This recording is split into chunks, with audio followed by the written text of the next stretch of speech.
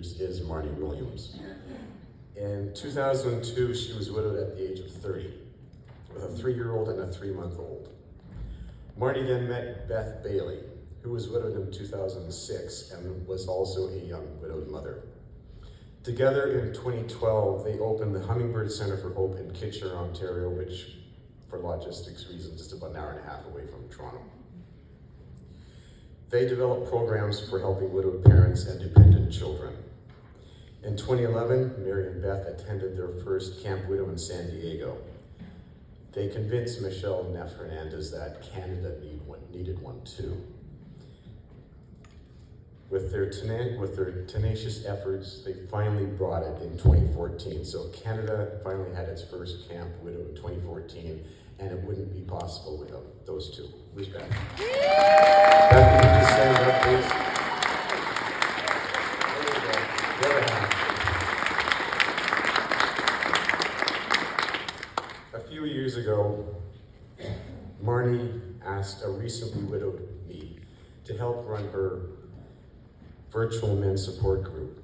I told her I had no experience doing this. I'm not a qualified counselor. What do I know about running, supporting grieving men? Yeah, I was one, but how could I help them? And she simply said, "Go on, you'll be fine." Just simple, like, okay, trial by fire. But that confidence that she bestowed upon me enabled me to start giving back to the widowed community, and as I continue to give back, it's been a wonderful ride. I continue to co-facilitate the men's group for Hummingbird Center for Hope with Craig Newsom. And a message to the men: if you're not a member of a men's group for Soaring Spirits Canada or Hummingbird Center, please join in. It's really great, because the men's group that I oversaw yesterday, I think that's a small portion of what you will get online. Very open and very, very candid and very supportive. Marny understands grief and the effects it has on people. She's empathetic, kind, caring, because she's been there. She knows you, and she openly shares her knowledge and experience with those who are widowed. Please give a warm Camp Widow welcome to Marny Williams.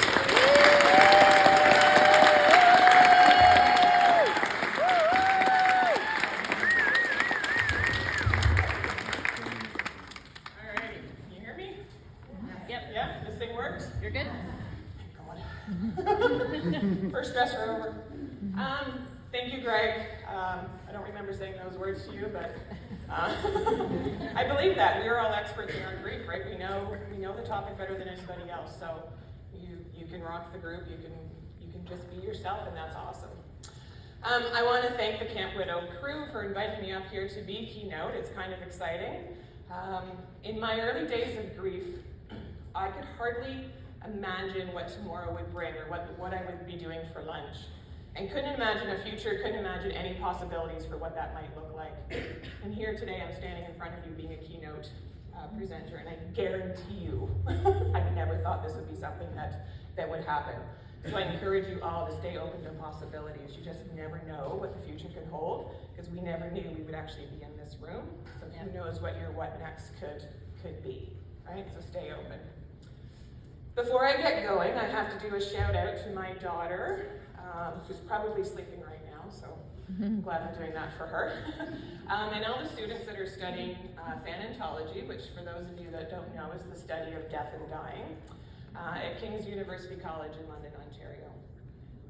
And when we wonder what the future is going to hold for us as grievers to get support, or for future people to get support in their grief, or if we wonder how our kids are going to be impacted by the loss of their parent or caregiver, I guarantee you that the kids that are studying this program, if they are our future, we are in great hands, right? And it's kind of cool because my daughter has some of the same professors that I had when I took the course there. So everything comes full circle, and it's really intriguing to watch her learn more about her grief through these courses and ask me questions. So we are in good hands with the future if these kids are going to be the ones supporting us.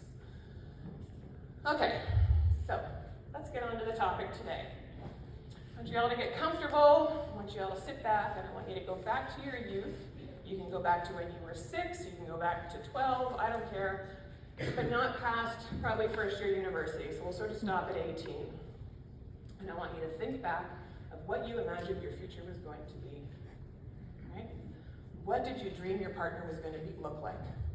Were they going to be tall, dark, and handsome? Were they going to be blonde, redhead? Were they going to be intelligent? Were they going to be funny? Were they going to be handy, artistic? What did that dream partner look like for you back then? Where did you want to live? Were you going to live in a 2-story house? Were you going to be in a mansion? Were you going to be off the grid?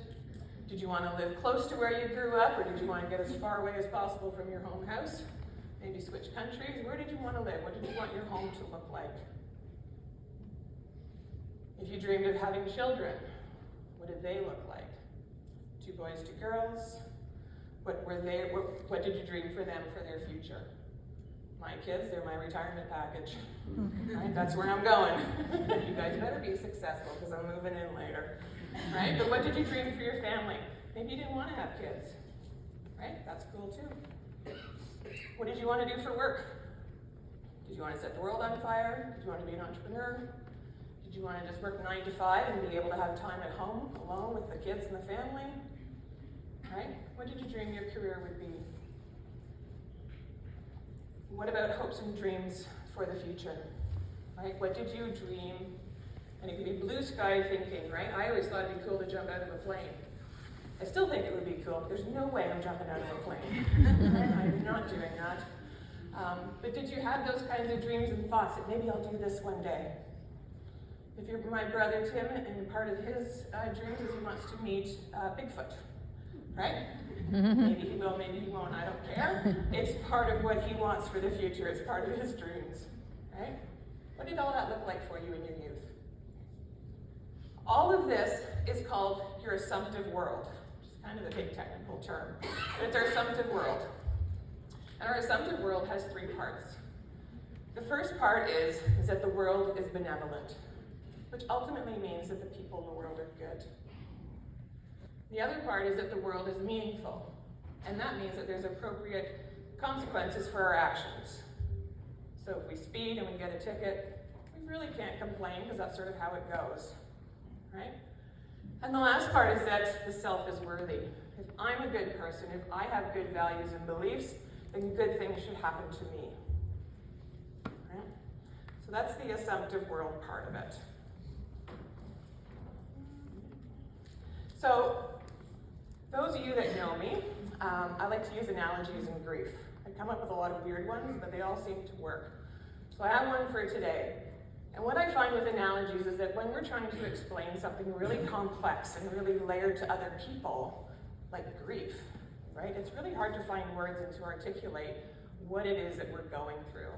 I think that's why when people say, "How are you?" we go, "I'm fine," because we don't know what else to say. Right? We can't find the words to say, "Oh my gosh, I'm failing, I'm crushed by my grief, I'm overwhelmed," whatever that might be for you, right? So we just say, "I'm fine." So I find analogies are a good way to potentially explain to yourself. Maybe you'll walk away and go, "Oh, that kind of makes sense. I understand a bit more about my grief." Or to certainly share it with other people. You can use the analogy when they say, "How are you?" You can use this analogy for them, right? So because we're in Toronto, Canada, the land of winter, I thought, we'll embrace things. I thought we could use the analogy of a snow globe. Now, I realized afterwards I picked this one. You probably can't see anything in it. Right? So, a snow globe, fun fact, a gentleman by the name of Edwin Percy invented this in the 19th century. And he actually used it so that the light would reflect off the bits in it and actually make a surgical field brighter. Yeah, I think he was on to something. Often what we see in the snow globe is an image or a figurine of something, and then it's filled with these snow particles, right? There's a level of mystery or intrigue to it. We often see little kids, staring into the snow globe as things are going on. It's kind of a lovely little thing, right? What I want us to do today is I want you to put yourself in the middle of your snow globe, okay?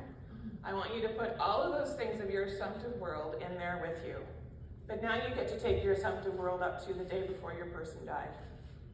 So now you can put the person in there, and you can put what your hopes and dreams for the future were together. You can stick all this in your snow globe. Okay? What happens when our person dies is ultimately our snow globe gets rocked. Right? All those pieces of our world are now being scattered around us. So for me, my snow globe exploded when my husband died 21 years ago. When I found myself a solo widowed parent to my 3-year-old son and my 3-month-old daughter. Everything that I knew to be true, those thoughts that if I'm a good person, good things should happen to me and to my husband, that thought that the world is a safe place, these things don't happen, you need to be at least 147 before you die, right? I figure that's a safe number now. All of that was shattered the moment Keith died. My snow globe was not gently spun, gently twisted. It was like somebody had taken it, shaken it, rocked it, rolled it, did this whole thing to it. If I was really brave, I'd like go smash right now, but I'd probably get in trouble. Right? Everything that I knew to be true was now no longer. My assumptive world had been changed. Right? Does that feel kind of like what happens? Right? Everything we know to be true is now no longer true. So there's your analogy. You might be thinking, okay, well that's great. Good, thanks for coming. Right? You're welcome, thank you very much. I'm done. You wanted half an hour, I gave you 10 minutes. So there's also another term for snow globe, and it's called tornado globe. I think that really pertains, because I don't know about you, I had a lot of dreams about running away from tornadoes after Keith died. And I think it was because the tornado was my life out of control and I was trying to get away from it. I used to wake up in this sweat and my heart would be pounding, it's horrible. But I like the name of tornado globe. I think that kind of fits when it comes to grief. Right? So we know that when we shake it, right, typically the image inside becomes distorted. Right? We can't see it as well anymore. And if it's true white snow, white can be blinding, right? It's kind of like Star Wars when they go into hyperspeed and all those stars come at you, right? You can't see anything, it's just this massive white, right? We can't see it and people can't see in. Does that kind of feel like grief? Yeah. Right? Yeah. But the one thing we know about these snow globes is that if we wait long enough, things actually settle to the bottom. The snow will settle and things will come to the bottom. So when our world explodes, when our assumptive world is changed and our snow globe is rocked, right, what do we do about that? As it settles to the ground, what we might find ourselves doing is being on our hands and knees. I'm going to put this down now because I will drop it. Right? So all this snow settles down around us in our grief, and now we're down on our hands and knees and we're madly scrambling around trying to find any little piece that has some resemblance to us that we can latch onto and go, okay, this is what I need, right? This is gonna help me. Anytime we have control in our grief, we feel good, right? Because grief is so out of control. So we're looking for all these pieces and we're trying to find them. Have you ever seen those game shows where, I guess like for the prize, they stick you in like a telephone booth kind of thing, and there's a whole bunch of money on the bottom, and they say, we're gonna put you in, we're gonna turn on the fan, and as much money as you can grab in the next 30 seconds is yours to keep, right? In they go, up it comes, and they're madly grabbing and they're shoving it down their pants and in their shirt, trying to hold on to as much money as they can. That feel like grief? Yeah. Right? Just trying to get something and then put in, you don't know what you're grabbing for, but I'm just gonna stick it in my shirt and hope it stays. I always want to know how much money they actually get at the end of that. It's probably like $5 or something, right? It looks really great, but it's probably only $5 at the end of the day, right? So between that clamoring of grabbing bills, that staggering around on the ground trying to find those bits of grief to give us some control, give us some comfort, right? That's what grief felt like for me at the beginning, right? I didn't know where anything was, I didn't know what to do, I didn't know how to manage, I didn't know how to find things, right?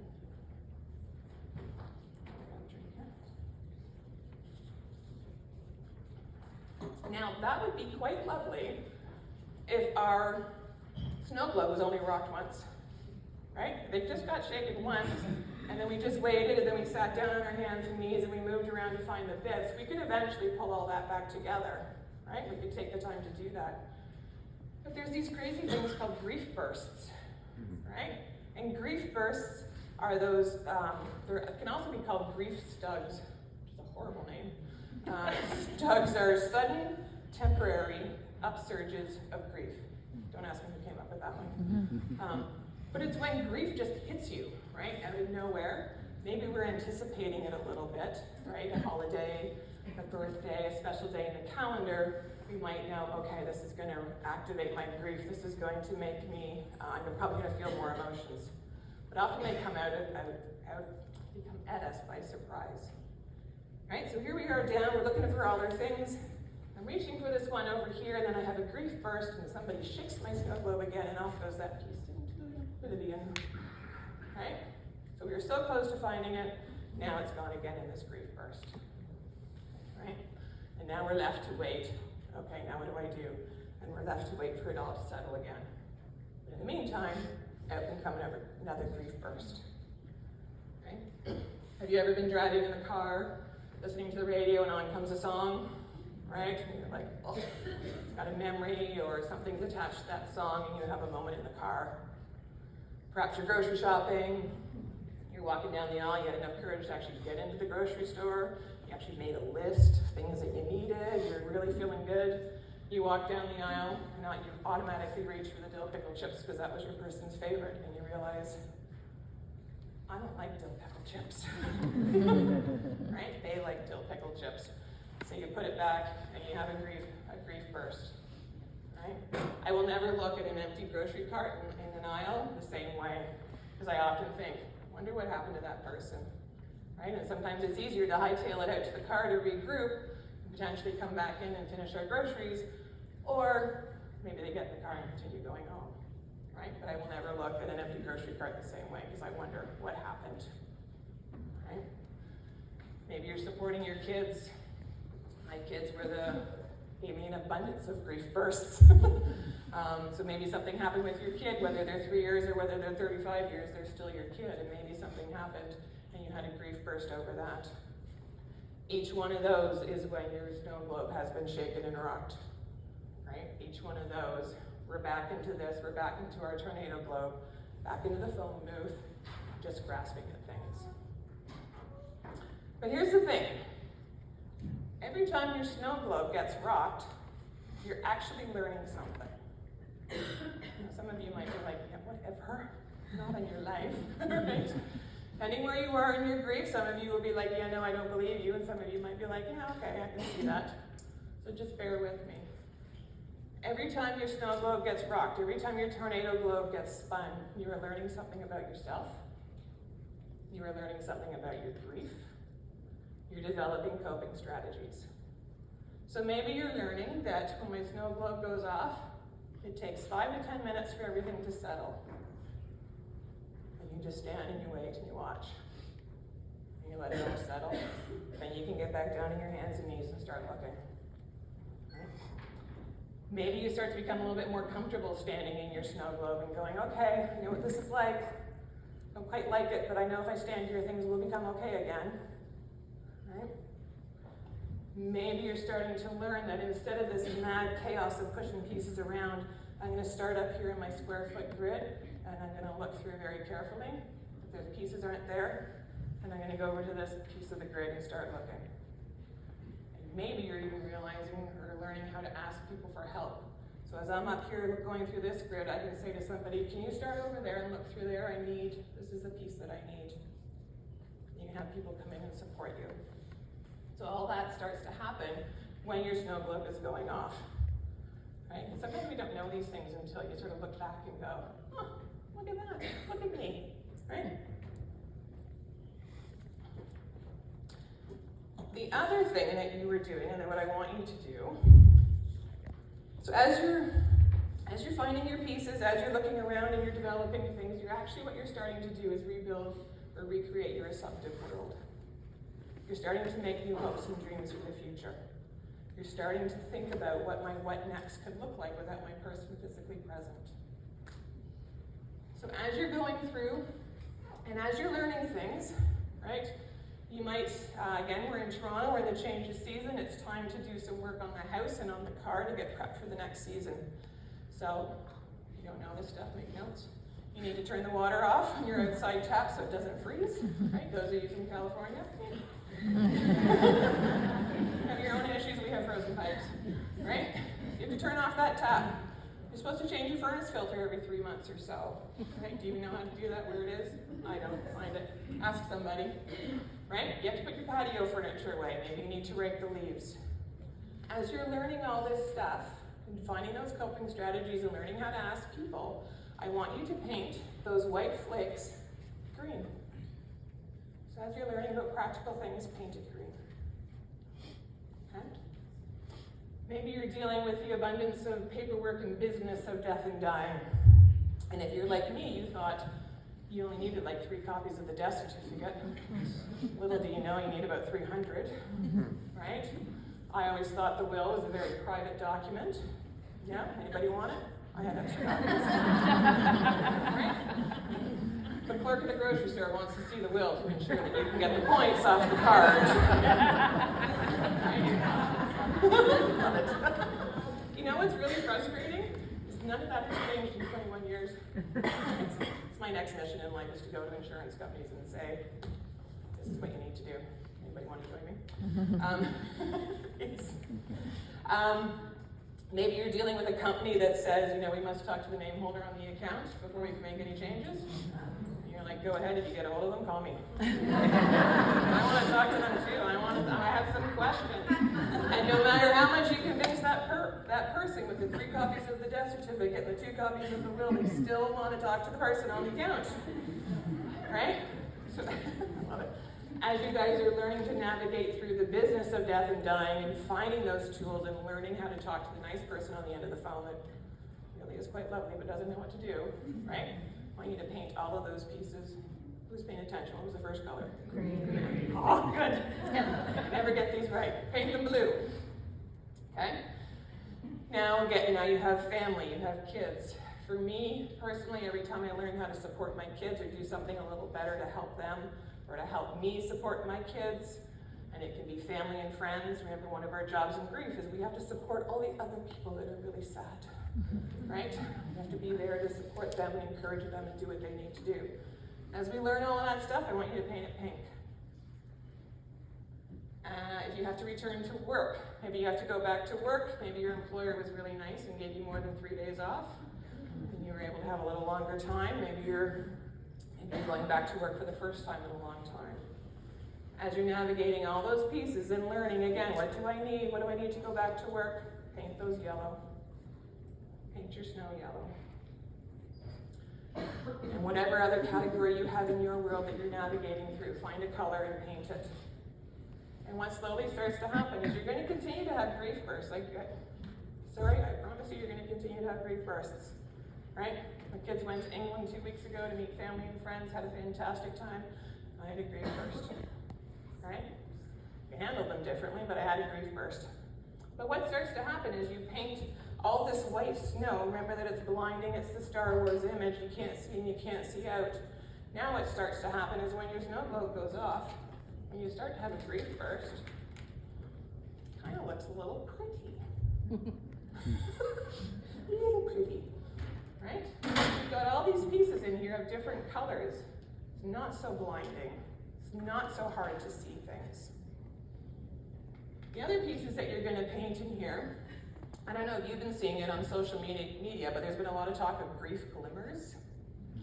For those of you that know me, these are golden nuggets. I don't think we can put nuggets in here quite the same. It might rattle around differently.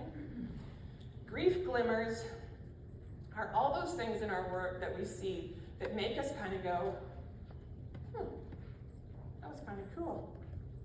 Or, look at me, look what I just did, right?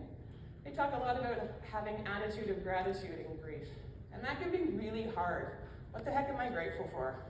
Right? Because I really want what I had. I'm not very interested in figuring out what I need to rebuild. So these grief glimmers, again, are little things that just sort of feed you, make you feel good. Mother Nature is full of them, right? Sunsets, sunrises. We had a little bit of freezing rain the other day, not that I'm promoting that, but it kind of looks cool in the light when the branch is frozen, right? Maybe you got a hug from somebody. I hope that this weekend You are all getting glimmers. You're making a friend, you're learning something from all the amazing presenters. You're finding those little glimmers that are like, hey, cool, I can do that. That feeds my soul. And the cool part of the glimmers is that when the light hits it, remember this Edwin guy that created this surgical field light thing?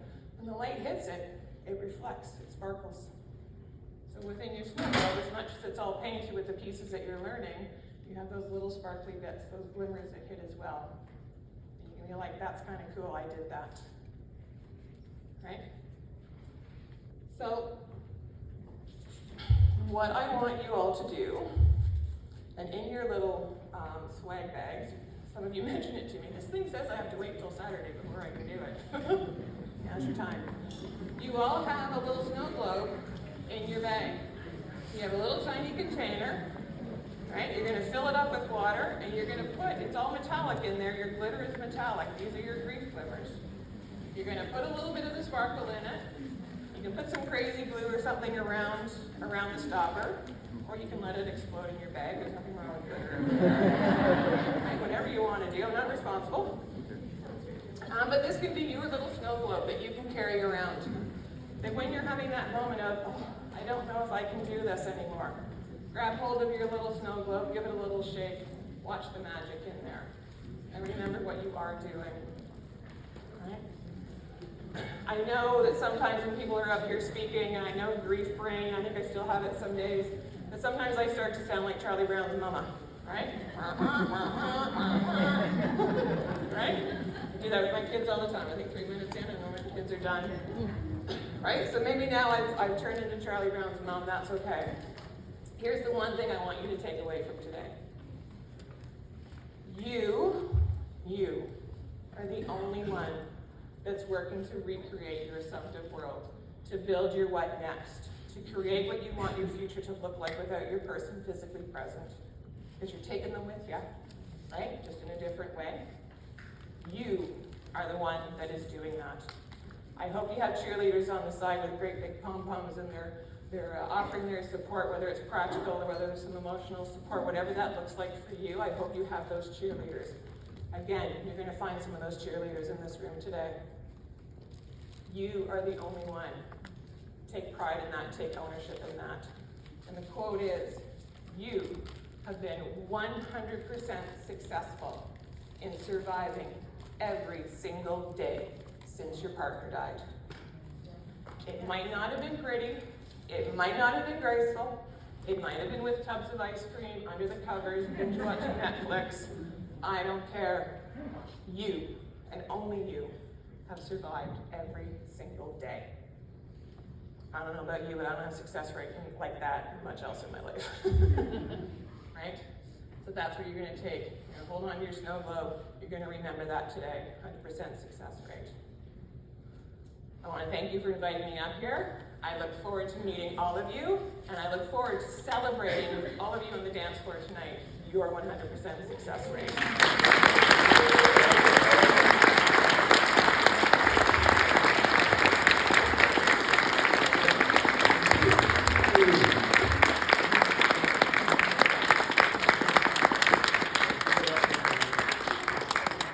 Keep going, keep going.